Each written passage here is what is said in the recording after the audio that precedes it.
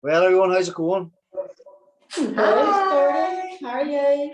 Hello. These are all looking Hi, extra well Lauren. tonight. So, basically, this interview, I'd like to thank the ladies here. What's the name of the team? Lockdown ladies. Relay. Okay. So the lockdown Ladies relay. ladies relay. So these ladies swam. The three ladies swam the longest possible route in Loch Ness last weekend, and classic achievement.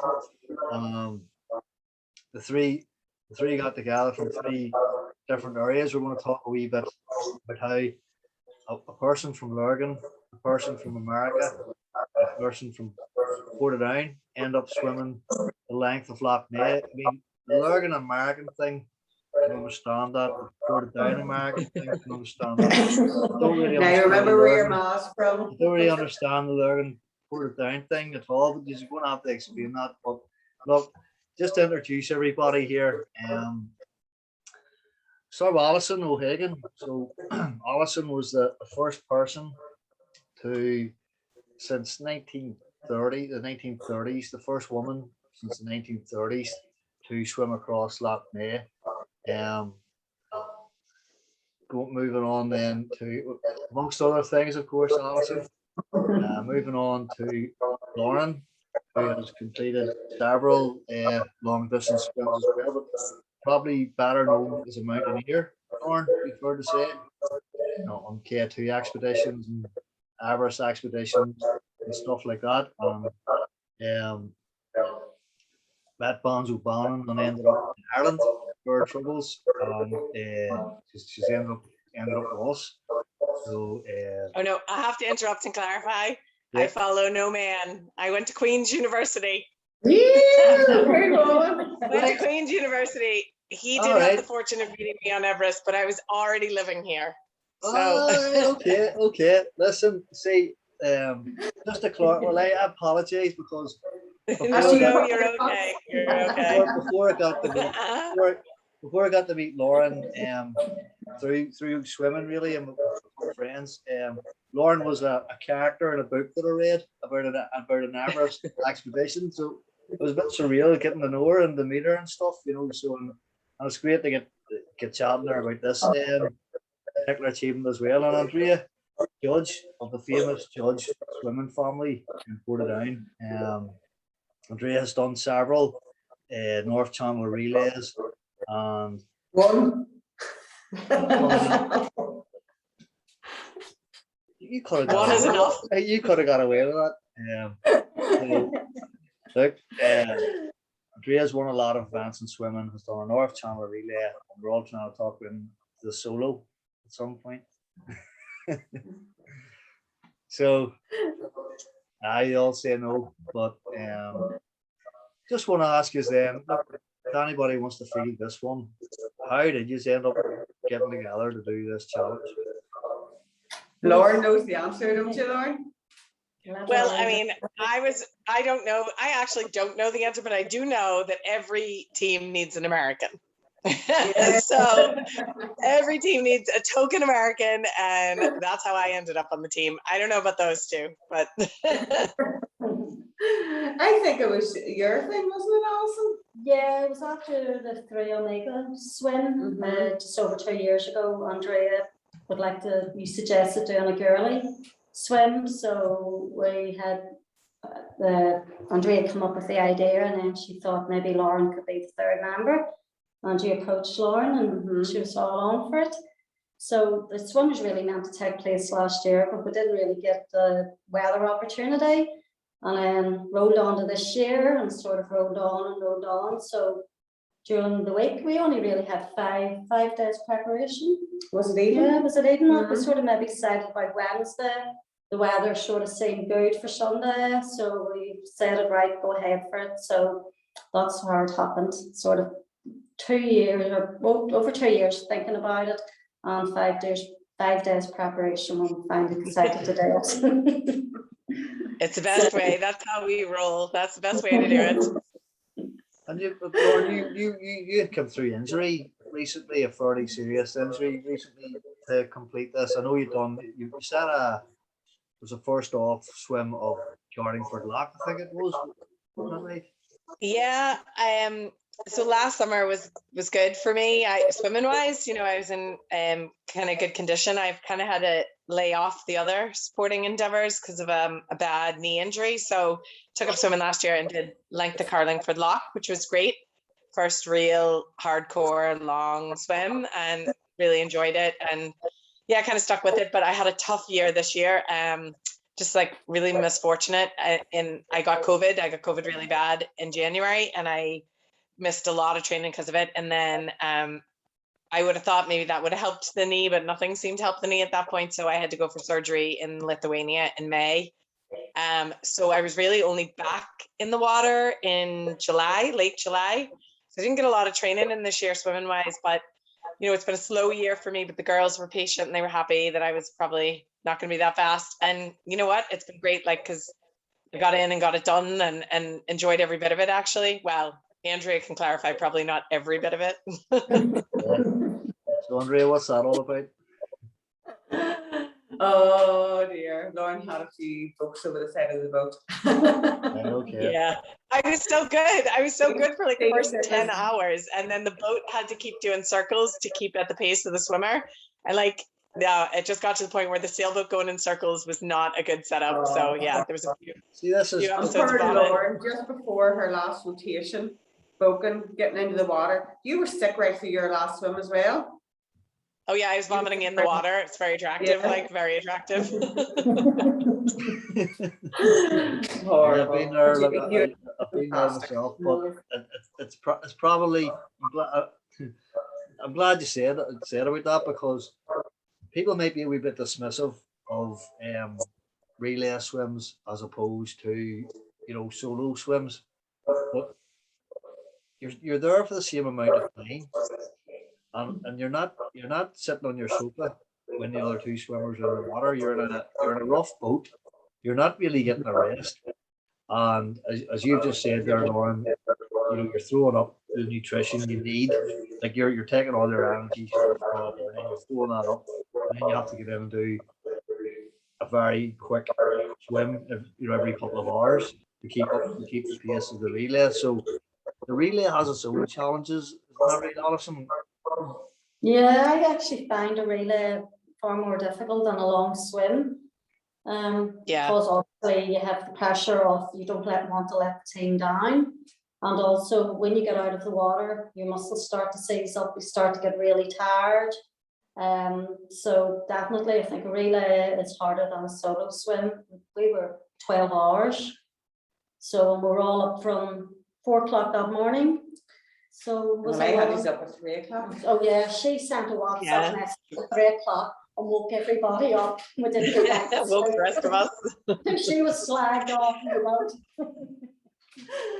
But I think Alison's right about that. Like for me, having done a long continuous swim versus a long relay swim, the long continuous swim, you just got into like a rhythm, and you were taking your feeds sort of every 40 minutes or whatever, and you never came out of the rhythm because you maybe only taken 30-second breaks or whatever. And your body was just paced at the one. I seemed to stay the same temperature and my energy exertion seemed to be the same. But then in a relay, it's like you're heating up. So you jump in and you're moving really quick to get your body heat back up and you get your muscles warmed up and to get moving. And then that burns so much energy. And then you're trying to maintain like almost like a sprinting pace for an hour. And then that obviously burns so much energy that like I found personally, that it was very tiring compared to maybe just going in at the one pace. And obviously the hot cold thing, you're getting out cold, stripping off, trying to, and as Alison says, starting to maybe cramp up then because the muscles are they're not adjusting. And so it was more difficult than I thought it was going to be, if I'm honest, Yeah, no, I get that, because it as well as that there, apart from the rough boat, and talk about your puking up there, and stuff, like, you know what I mean? So eloquently put there, you're poking.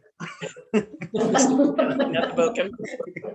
Right, so it was no, but that's energy coming out when you're swimming long swims, it's hard to eat. It's hard to get the energy. It's hard to get the gels in you and all that gunk in you to get just to give you the energy. But as well as that, you're not relaxing. You're worrying about your colleagues, so you're not relaxing.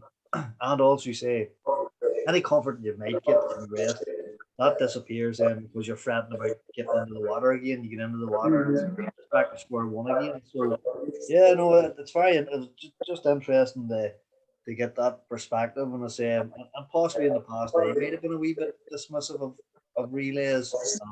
I'm definitely not, anymore, and understand that it can be as taught. It's got its own comfort challenges in a way. So I just wanted to talk a wee bit. I mean, I know you're from a well-known swimming family, obviously Chris and Mark, and your dad was a pioneer in swimming and all that sort of stuff in the local area. But you were out of swimming for a long, long time. You really only started back a couple of years ago, isn't that right? Yeah, I stopped swimming when I was about 14. I come back for a while after having my Nula. So maybe come back for about a year when I was 29 and stopped again and didn't come back till I was about 42. So I'm only back in swimming this last couple of years. And I wonder why I ever left. Well, I do. It's funny, I'm only back swimming this last couple of years too, like last 3 years, say the same as you, Andrea. And in fact, we realized that we're actually near enough the same age. And I think coming back to it in your 40s is lovely. Yeah, give more time. It's for you. You're doing it for you. You're not doing it to. I'm going to wait till my 50s.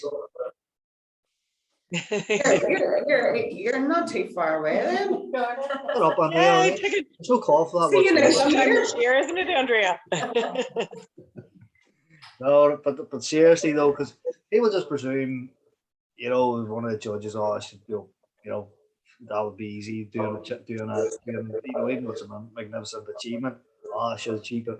Really, you swam, you've been out of swimming for a long, long time, and you get up to that sort of distance again. You do lose it. Yeah. You lose it. But I always think too, people expect more of me because of what my name is. And you think I'm this really fast swimmer. Well, in fact, I'm not.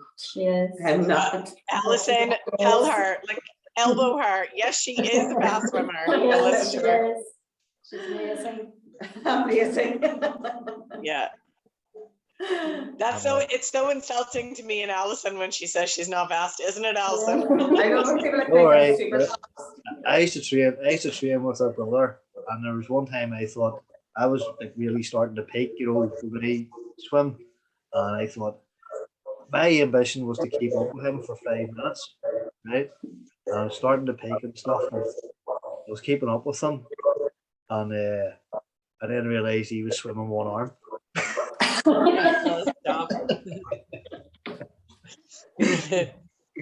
So I know how you feel, Lauren and Alison, So, but it's just like Chris and all of the judges, they don't care what your level is. They will bring you on. They will train with you. Chris would have lapped me, obviously, but he would have forced me to try and not make him lap me, or like an achievement was to not get lapped as quick, or you know what I mean. And, he does that, mate. Yeah, so and that's and I'm sure Andrea has the same attitude, Alison, to that, regarding the speed. You can still train with people who are slower than you. It's just a matter of setting You work your sets right, everybody. Yeah. Work it all around.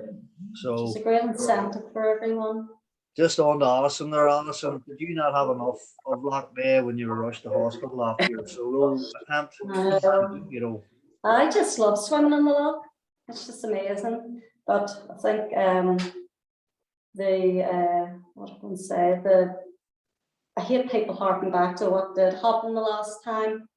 That's sort of history for me now. But what about the last time? Shut up. Change subject, move on. Let's talk about I have to say, I'm very proud of Alison. Well, absolutely. Yeah. But I was really proud of Alison. It takes a lot. Yeah, it would have taken a lot for you to get back in, Alison. So I'm very impressed, and you did amazing. You know, you're like total inspiration, a warrior on the day. So, Are we pocket rocket? Pocket Yeah. rocket. But as we said, let's talk about Lauren's speeds. Yeah, the pot noodle. oh, I feed. No, I think we've had, I'm an overeater. I think we've had quite enough for Lauren's feet. Is it any wonder I vomited? I eat an awful lot on a I think swim. they've been brought up. I think they've been brought up enough during this conversation.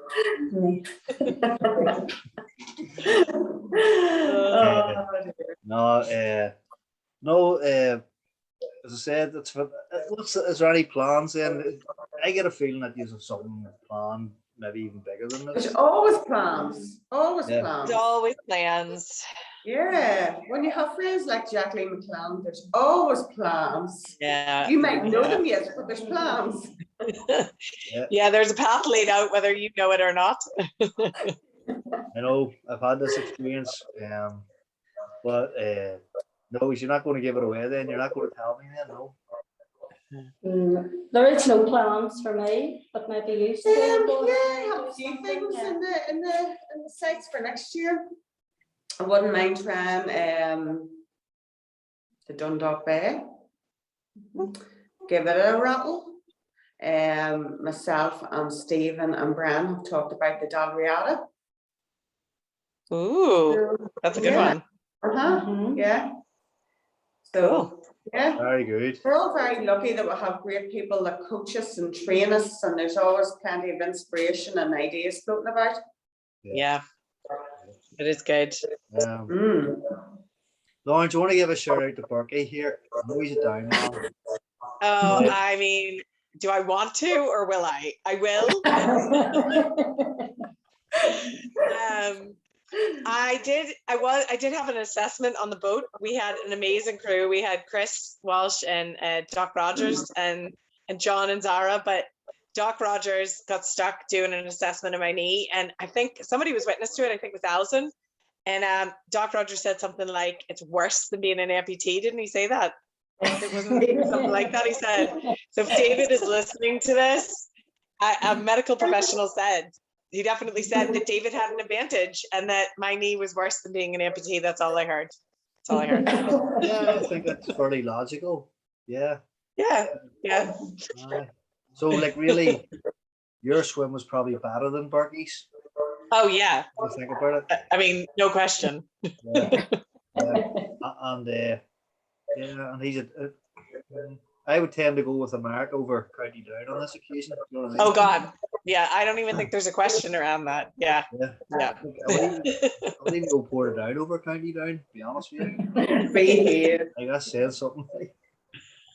I do have to make a request. If we swim together again, the girls have to bring stiletto heels for photographs, because the number of people who said to me afterwards, "You're like a freaking giant with those two women." I swear to God, like they are the most hilarious photographs. It's like you're my children in those photographs. I haven't seen the photographs. I must get a look at the photographs. I've been flat out. Like, yeah, well, by the appearance of the photographs, I'm a foot taller. Right. So, no, that's brilliant. I kind of lost the train of thought. There with you three getting out of the lake and stilettos, but I don't know. I'll have to figure another question here. That really isn't an enduring image. No. So, Bertie, you say. I think I was interested in just saying about the loch. Like, that was my first time actually swimming in Loch Ness, and I was surprised. And I think like the girls would be more familiar, and you would be familiar with this, Jordy. But like when you're in the middle of the swim, there's like definitely parts of it that you might as well be in the sea. I couldn't get over how choppy it could be, and then the thing is just how vast. You know, like when you had a sailboat and a rib, and literally all you could see was water. I mean, to me, it was like doing one of the big sea swims. It is. So people underestimate.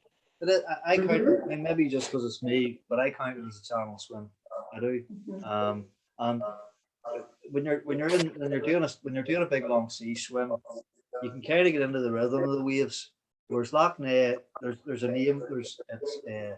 It just keeps. It's something. There's something. Yeah. It's called. I forget the name of it, but the real Loch Ness men call it there's a name for it, something on the Three Sisters. The waves come one way and then three other ways, and there's no rhythm to it. There's no way of getting into the rhythm. You can't. You're just fighting it the whole time, and particularly when it gets rough.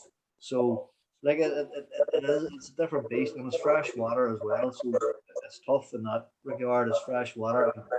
You're swimming straight down it as well, because sometimes people are on the shore, they swim around the shores of Loch Ness. Each of those shores are sheltered by something maybe half a mile down. But once you get out in the loch, about a mile or two out in the loch, it's just it can be very, very rough. And you can There was no mercy at some stages, like it was really, really rough. Yeah. As you said, in the sea you can judge when your next wave's coming. Yeah, it's nice. It's just boom, boom, boom. Yeah.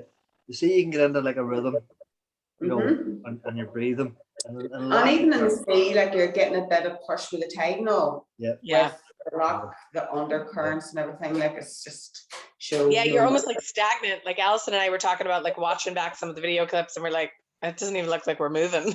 And you know, like the thing is, a sea pace, you know, of a couple kilometers, 3 kilometers, even say an hour or whatever, would be really standard, acceptable. And then, you know, in Loch Ness, you're giving it your all, and you're not even getting close to that, you know. So it can be a little, it's tough. It's tough mentally then when if you're tracking distance. So thankfully, like I wasn't tracking the distance, but I think if you are, you can be a bit despondent about it nearly, because you're not maybe making the headway you would expect to make. It's funny because Mercedes Gleitch, who was the last woman before Alison to swim across Loch Ness, and she done it in the 30s. It shows you how she had already swam the English Channel and failed to swim across Loch Ness. So it just depends on the weather as well. It can be can get there, like, you know. So look, I really enjoyed that. We are the first. Oh, yes. Yeah. Three women to do the length of Loch Ness. First relay. There was a 4-woman relay a few years back, but we're the first 3 women. Yeah. Well, so we believe. Yes. Chris Walsh will verify that. Yeah, we're actually hopefully going to get our ratification this week or next week from the Irish Long Distance Swim Association. So that'll be exciting. Excellent.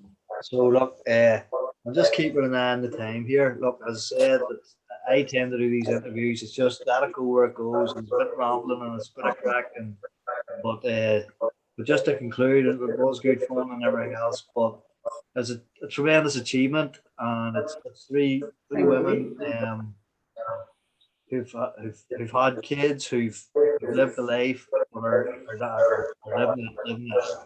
living a full life and achieving things that other people maybe would have thought was unachievable. So three great role models to not just women, to everybody. You know, some people hit their 40s like myself, and whenever it's all over in terms of achievement or sport achievement or whatever, and is there an example to everybody, you know, and what you've achieved and your attitudes towards it, and whatever you do next, you know, wishes every success, following you with interest, you know. So. Thank you. Thank you. Following you, Gordy, when you're back to swimming in your 50s. Hopefully it'll not be too long to we're following you again when you're back to swimming in your 50s. Not happening. You're right, Andrea.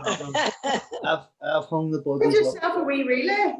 I've hung the budgies up for they'll not be out again. The budgies. Oh, the budgies. You'd be glad to know that. You'd be glad to know the budgies are hung up like. Yeah. No, I just like go for a dunk and having like it. Yeah, you know. So look, thanks again. And whenever we finish this wee interview, we'll hit stop recording. We'll have a crack, and we'll talk again soon about the next big thing that you are going to do. Excellent. Okay. Thank you.